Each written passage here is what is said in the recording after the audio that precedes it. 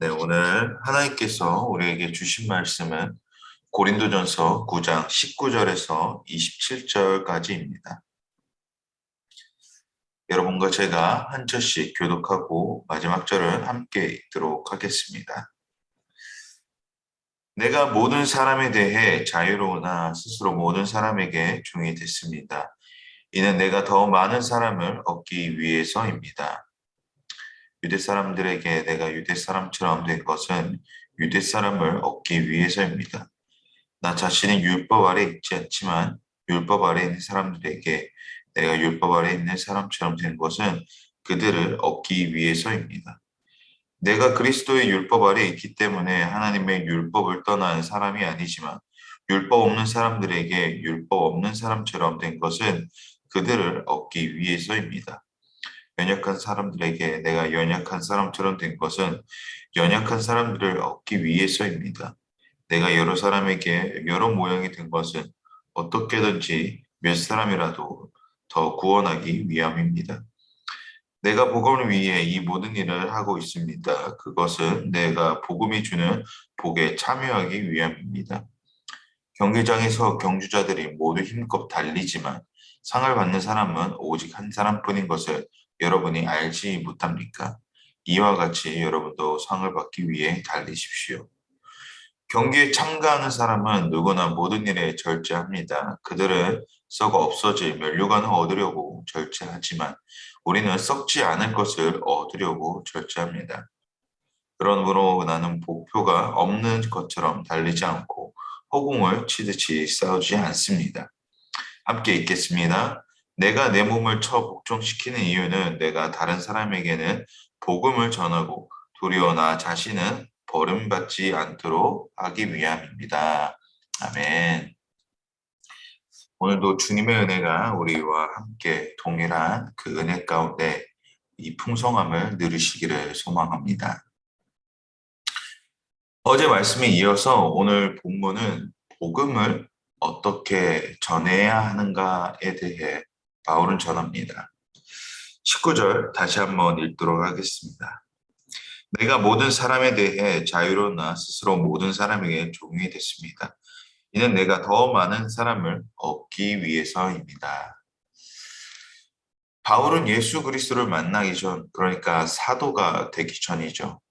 남들을 정죄하고 질타하는 위치 속에서 그 자유함을 누렸습니다. 그러나 이제는 예수 그리스도를 통한 참된 회개 속에서 자신이 누렸던 것을 모두 내려놓게 됩니다. 그리고 그는 복음을 전함에 있어 사명을 가지고 집중합니다. 그러한 결과가 모든 사람에게 종이 되었다라고 고백합니다. 종이 되었다는 것은 내 주관과 행동을 내려놓고 주인이 명령한 대로 따라간다는 것입니다. 그러나 종에도 수동적인 종이 있고 능동적인 종이 있습니다. 수동적인 종은 주인이 시키는 것만 합니다. 그러나 능동적인 종은 주인이 명령한 범위 안에서 모든 것을 합니다. 다시 말해, 수동적인 종은 보이는 것에만 집중을 한다면, 능동적인 종은 자신이 할 수 있는 모든 것을 동원하여 주인을 기쁘게 한다는 것입니다. 마태복음 25장 14절에서 30절까지는 달란트 비유에 대해 나옵니다. 주인이 여행을 떠나기 전 그의 종들에게 각각의 재능에 따라서 달란트를 나눠주죠. 그리고 돌아와서는 세 명의 종들에게 주었던 달란트를 확인하게 됩니다. 5달란트, 3달란트를 받은 각각의 종들은 주어진 상황에 본인들이 할 수 있는 최선을 다합니다. 그러나 1달란트를 받은 종은 땅속에 묻어 다시 주인에게 돌려줍니다. 주인은 그 종을 꾸짖고 내쫓습니다. 주님께 받은 은혜가 있다면 그 은혜를 우리가 누리고 있다면 내가 누리는 것에서 그치는 것이 아니어야 합니다. 나눔을 통하여 그 은혜가 배가 되게 하는 것이 복된 자녀들의 삶일 줄 믿습니다. 예전에는 길거리나 지하철에 노방전도 하시는 분들이 참 많았죠. 그분들이 길거리에서 갖은 모욕과 질타를 받으시면서도 그 자리에서 복음을 전할 수 있는 이유가 무엇이었을까요? 바로 내가 받은 그 능력이 그 두려움을 넘어서기 때문이지 않았을까 합니다. 복음을 통해 주어진 그 뜨거운 열정과 애통하는 마음이 그 두려움을 넘어섰기 때문이라는 것이죠. 바울은 로마 시민권을 가진 높은 사회적 위치에 있었던 사람입니다. 그리고 유대인을 가르치는 교사로서 어딜 가나 존중받는 자리에 있었죠. 그러나 그는 예수 그리스도를 통해 180도 변화된 삶을 살아가게 됩니다. 그리고 그는 지금까지 멸시하고 핍박했던 그리스도인들과 같이 살아갑니다. 은혜를 입은 자는 자신의 삶을 송두리째 내어드려도 전혀 아깝지 않습니다. 왜냐하면 이보다 중요한 것을 찾았기 때문이죠. 바울은 복음을 선포하는 일 외에는 다른 어떤 선택의 여지가 없다는 것을 말합니다. 또한 자신이 그토록 갈망하고 추구했던 것이 율법 안에 있지 않고 율법주의 안에 있지 않고 진정한 깨달음은 오직 복음이었다라는 것을 알게 됩니다. 그리고 그는 그 누구보다 복음을 전하는 것에 있어 열심을 더합니다. 갈라디아서 2장 20절에 그가 고백했던 것처럼 나의 나된 것으로 살아가는 것이 아니라 예수 그리스도를 통해 살아감을 깨닫게 됩니다. 예수 그리스도와 함께 산다는 것은 주님께서 나의 주인 되심을 인정하는 삶입니다. 초등부를 제가 담당했던 시절에 아이들이 종종 묻는 질문이 있었습니다. 예수님이 우리의 주인 되신다는 것이 나는 아무것도 안 해도 되는 걸까요? 우리 하나님이 나의 아버지 되시니까 전도사님 저는 아무것도 안 해도 되지 않을까요? 라는 질문들을 저에게 했었습니다. 근데 아닙니다.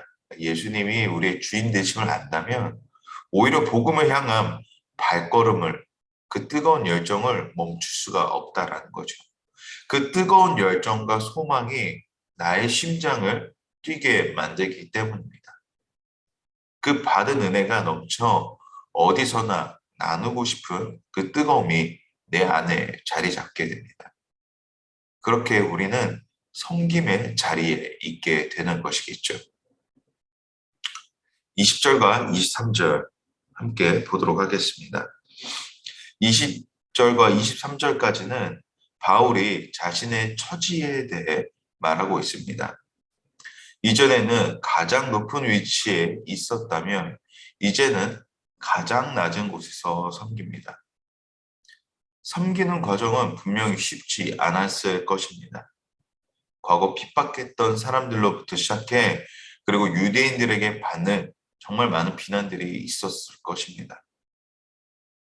그럼에도 불구하고 그럴 수 있는 이유는 복음이 주는 복에 참여하기 위함이라고 23절에 얘기를 합니다.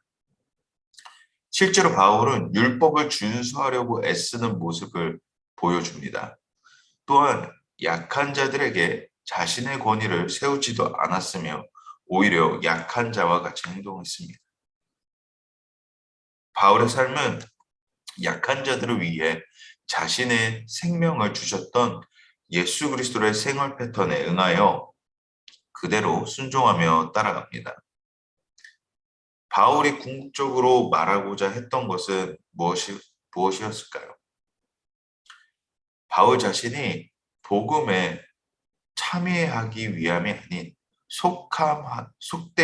속함이 되지 않기 원해서 그 복음의 축복을 함께 누리고자 하는 열망 가운데서 행동할 수 있었던 것입니다. 그 열망은 자신이 가장 비천한 자리에 가더라도 상관없을 정도로 그가 율법 안에서 해결하지 못했던 것을 복음을 통하여 해결되었기 때문에 예수 그리스도를 만남을 통해 이것이 완전해질 수 있다라는 것을 깨닫습니다. 그 안타까운 마음 가운데서 그 애통하는 마음으로 그 자리에 있어도 상관없다고 고백하는 것입니다. 우리는 구원을 생각할 때에 너무 쉽게 생각하는 경향이 있습니다. 이미 구원받았으니 그것으로 끝났다 생각합니다. 그러나 그렇지 않습니다. 구원을 받는다는 것은 내가 무언가를 잘해서 얻는 것이 아니라 값없이 받았다는 것입니다.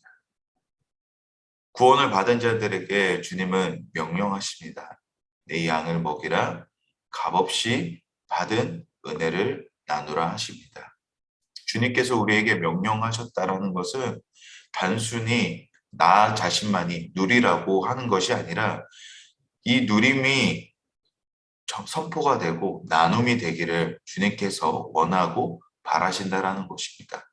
그 자리 가운데에 우리의 삶이 있는지 아니면 단순히 나만 누리는 그 은혜가 되는 것은 아닌지 우리는 우리 스스로를 확인해 볼 필요가 있을 것 같습니다.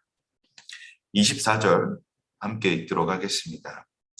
경기장에서 경주자들이 모두 힘껏 달리지만 상을 받는 사람은 오직 한 사람뿐인 것을 여러분이 알지 못합니까? 이와 같이 여러분도 상을 받기 위해 달리십시오. 모두 힘껏 달리지만 상을 받는 사람은 오직 한 사람뿐이라고 합니다. 24절을 그런데 잘못 이해하면 그리스도인들이 서로 간의 경쟁 관계에 있어야 함을 뜻하는 것처럼 보입니다. 그러나 다시 해석하면 우리가 그 상을 위하여 그 상을 받기 위한 어떠한 열심이 있는지 그것을 쟁취하고자 하는 기쁨이 있는지 물어보고 있는 것입니다. 저는 축구 경기를 참 좋아합니다.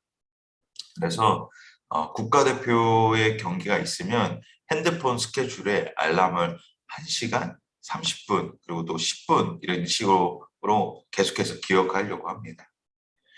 열심히 응원하고 골을 넣으면 제 일처럼 기뻐하고 지면 분노하기도 합니다. 그렇게 분노할 때마다 아내가 저에게 그런 말을 합니다. 당신이 직접 가서 뛰면 더 잘할 수 있겠네 라고 얘기를 합니다. 우리는 복음에 대해 말만 하기보다는 시험에 바로 임하여 승리를 거둘 수 있기 위해 희생과 훈련의 대가를 치르도록 소명을 받았습니다. 축구 선수의 고된 훈련과 기술들과 같이 우리가 복음을 위해 준비하는 시간들이 있는지, 그러한 열심이 있는지 확인하게 됩니다. 올림픽을 출전한 선수들을 보면 그들의 땀과 노력에 의해 메달을 쟁취합니다. 그리고 귀국 후에 그들이 어떠한 훈련을 했는지 여러 인터뷰를 통해서 여러 매체들을 통해 알 수 있습니다. 그렇다면 우리는 복음에 바치는 노력은 어떠한가? 과연 우리가 운동선수랑 비교해서 열렬하지는 않은가? 아니면 단순히 올림픽을 TV로 보는 구경꾼에 그쳐 있지 않는가? 라는 생각을 해보게 됩니다. 25절 함께 읽도록 하겠습니다. 경기에 참가하는 사람은 누구나 모든 일에 절제합니다. 그들은 썩어 없어질 면류관을 얻으려고 절제하지만 우리는 썩지 않을 것을 얻으려고 절제합니다. 25절을 보면 구원받은 자들은 절제할 줄 알아야 한다고 합니다. 그러면 어떠한 절제냐? 내려놓는다라는 것입니다. 무엇을 내려놓아야 할까요? 내가 주인 삼은 것들을 내려놓는다라는 것입니다. 내가 주인 삼은 것들을 내려놓는다라는 그 이유가 무엇입니까? 그 가치의 위대함을 알고 있다라는 것입니다. 주님께서 행하신 일들이 내 생각의 크기를 넘어 일하실 하나님의 능력을 알고 있다라는 고백입니다. 바울이 세상적 자신의 높은 지위를 포기하면서까지 내려놓을 수 있었던 것은 그 경주에 참여하는 것이 훨씬 값진 보물임을 알고 있었기 때문입니다. 그러나 우리가 육신과 안목의 전역으로 인하여 내려놓는다는 것은 말은 쉽지 실제로 행동으로 옮기는 것까지는 참 힘이 듭니다. 우리가 신앙의 여정을 걷다 보면 생기는 여러 일들 중에 내가 그리스도인이기에 포기해야 하는 상황들이 생깁니다. 우리가 그리스도인이기에 무엇을 위한 포기를 하는 것입니까? 그리고 포기한다는 의미는 무엇입니까? 포기한다는 의미는 예수 그리스도가 나의 주인 되심을 인정한다는 것입니다. 인정한다는 것은 그 가치를 높이는 태도이자 권위를 안다라는 것입니다. 그러나 권위를 인정하지 못해 자존심을 부린다거나 내가 하고자 하는 열심이 그 안에 들어있게 된다면 그것은 전혀 그 주인됨을 인정하지 않는 태도일 것입니다. 그렇게 되면 나의 편한대로 마치 한 달란트를 보유한 종처럼 행동하게 되는 것이죠. 또한 복음에 참여한다는 것은 복의 가치를 안다는 것입니다. 그 가치를 아는 자들만이 내려놓을 절제를 할 수 있습니다. 그렇다면 이 절제를 무엇을 위해 있는가? 26절 읽도록 하겠습니다. 그러므로 나는 목표가 없는 것처럼 달리지 않고 허공을 치듯이 싸우지 않습니다. 목표가 있기에 절제를 할 수 있습니다. 목표가 있으면 절제하는 것이 본문의 표현대로 허공을 치듯이 싸우지 않는다라는 것이죠. 목표가 있는 삶은 주저함이 없습니다. 왜냐하면 방향을 정확히 알고 있기 때문입니다. 중간에 다른 곳을 빠지더라도 목표가 정확하다면 그 길로 다시 나아갈 수 있습니다. 축구를 보면 11명이 한 팀을 이루어 경기를 합니다. 그리고 팀의 승리를 위해 각자의 역할에 맞게 플레이를 합니다. 그런데 감독이 주문한 대로 하지 않고 자기 마음대로 자기의 역할을 한다면 어떻게 될까요? 팀은 중심을 잃고 결국에는 패배하게 될 것입니다. 예수님께서 제자들에게 정확한 목표점을 주셨습니다. 그 목표를 향하여 달려나아가는 것은 제자 한 사람에게 개인적으로 명령하신 것이 아니라 제자들에게 공동체에게 주셨다라는 것입니다. 그렇습니다. 공동체의 목적, 교회의 목적은 개인의 영예와 안위를 위함이 아닌 함께 서로 도우며 머리 대신 예수 그리스도를 통해 한 몸이 되는 공동체입니다. 왜 하나님께서 공동체를 허락하셨습니까? 혼자 이겨나가는 싸움이 아닌 함께 세상을 이겨나가는 싸움이 되라는 것입니다. 가장 위로는 예수 그리스도와 동행하며 서로를 이해하고 함께 울며 또 가르치며 나아가라는 것입니다. 그러므로 승리의 싸움을 지속하기 위해 우리는 한 팀이 되어야 할 것입니다. 팀의 승리는 곧 나의 승리이기 때문입니다. 마지막으로 27절 함께 읽도록 하겠습니다. 내가 내 몸을 쳐 복종시키는 이유는 내가 다른 사람에게는 복음을 전하고 도리어 나 자신은 버림받지 않도록 하기 위함입니다.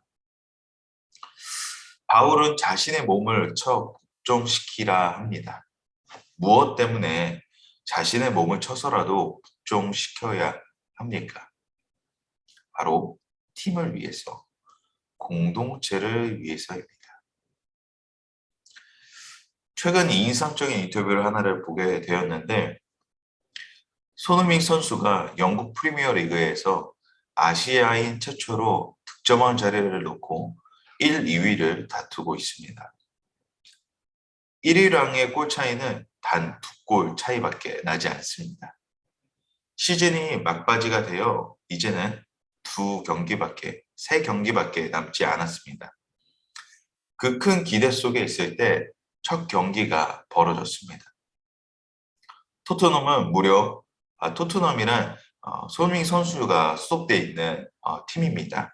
그 토트넘에서 무려 3골이라는 결과가 나왔습니다. 손흥민 또한 이 경기에서 한 골을 넣게 되는데 그중 3골 중 한 골은 손흥민이 반칙을 얻어낸 승부차기였습니다. 승부차기는 원래 담당하는 선수가 있습니다. 그런데 담당하는 선수가 손흥민에게 공을 던져주면서 너가 차라고 합니다. 그 선수도 이제 손흥민 선수가 골을 넣으면 이제 득점왕 경기에서 이길 수 있다고 생각을 했던 것이겠죠. 그런데 뜻밖에도 승부차기를 담당하는 선수가 차라고 손흥민 선수는 합니다.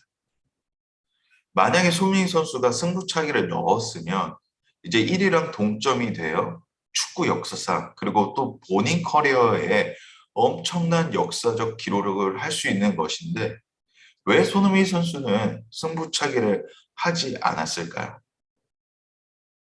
손흥민 선수는 인터뷰에서 이렇게 이야기를 합니다. 자신은 승부차기를 담당하는 선수가 아니다. 승부차기를 담당하는 선수가 있는 것은 그 사람이 가장 정확하게 공을 차기 때문이다. 그렇기 때문에 팀의 승리를 위하여 나는 승부차기를 차지 않았다는 것이 맞다 생각했다라고 인터뷰합니다. 참 놀라운 말인 것 같습니다. 누구나 다 자신의 커리어를 위하여 그렇게 했을 것인데 그는 팀을 위하여 과감하게 내려뒀습니다. 팀은 개인의 목적을 위해서 존재하는 것이 아니고 모두를 위해 존재하는 것임을 그는 알고 있었기 때문입니다. 우리는 우리 스스로에게 이러한 도전을 던져야 할 것 같습니다. 나는 복음을 전하기 위한 준비가 되어 있나? 그 필드를 뛸 준비가 되어 있나? 복음을 위하여 훈련을 받겠다는 의지가 있는가? 또한 다른 사람을 위하여 자기 욕심을 내려놓을 수 있는가? 라는 질문들을 통해 스스로를 점검해야 할 것 같습니다. 이 질문들이 우리에게 다시 한번 열정을 불러일으키는 그 은혜가 우리에게 있기를 소망합니다.